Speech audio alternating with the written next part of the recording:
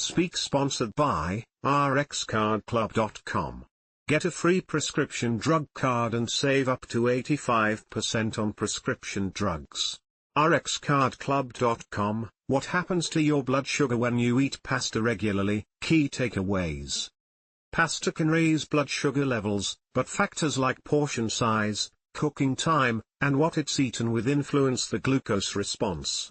Regular pasta intake may impact insulin needs over time, but pairing pasta with protein, vegetables, and healthy fats helps keep blood sugar more stable.